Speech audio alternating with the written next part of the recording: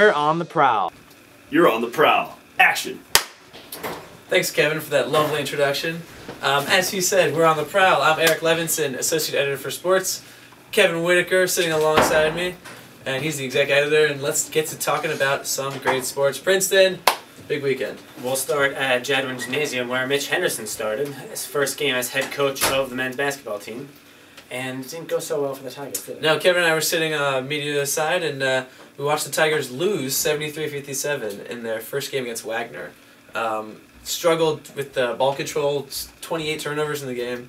And what did you see about the team that they need to improve on? Just, especially on the offensive end, it seemed like they don't have their plan yet totally down. Obviously, with the ball handling is the big thing. Mitch Henderson said after the game they have to work on that.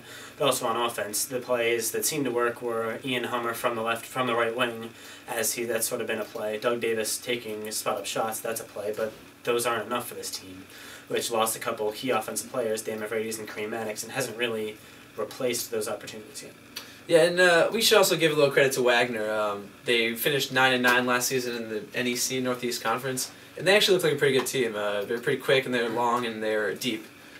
So throwing all those bodies around, one of the guards, Kenneth Ortiz, after the game said that it frustrated Princeton by how many people they had going in and out. So maybe it could just be an opponent matchup. Partly, yeah. Obviously, it was not a good matchup for Princeton. They have quick guards, aggressive guards, which is exactly the type of team Princeton doesn't want to see at this point in the season. But Wagner, as good as they are, that's not a top 100 team, not a team that Princeton should be losing to in its own building. And so the Tigers have some work to do in practice. They sure do. In other news, football team had a homecoming weekend against Yale.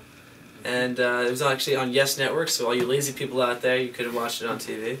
But there was a pretty big turnout from alumni in the crowd, but Princeton fell to Yale. It was 10,001, actually, the first game over 10,000 in about 2 or 3 years. 2 years, yes. Attendance-wise, 10,000 people. Yes. Yeah. Final score 33-24, and Yale quarterback Patrick Witt just sort of lit up the Tigers' defense whenever he needed to, making the big plays, including a big fourth down in the fourth quarter. Sort of a fade, beat a defender one-on-one. So it's the secondary has been a problem for the Princeton.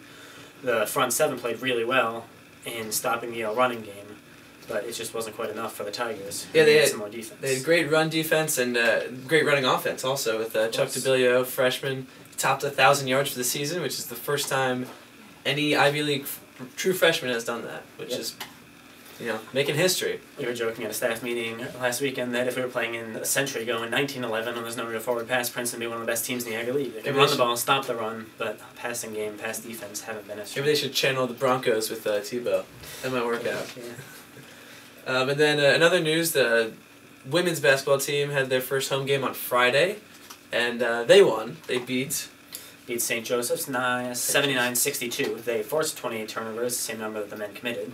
So, I mean, they've made a real, Coach Banghart and the team has made a real emphasis on pressure and pressuring the ball and getting those turnovers, and it worked. It worked for them. And then they lost one player last year, Addie Musir, but so they have a lot of players returning. Naveen Rashid coming back from an ACL injury, and she looks to be the real deal again. Kate Miller really stepped up too. Team high 18 points. She was more of a fourth option or so for most of last season, but she's really stepped up, improved her outside shot, become a real force on the offensive end. So lots of home games this weekend. Be sure to check it out in the paper and online. I'm Eric Levinson with Kevin. We've got some good stories this week, and so I hope you enjoyed being on the prowl.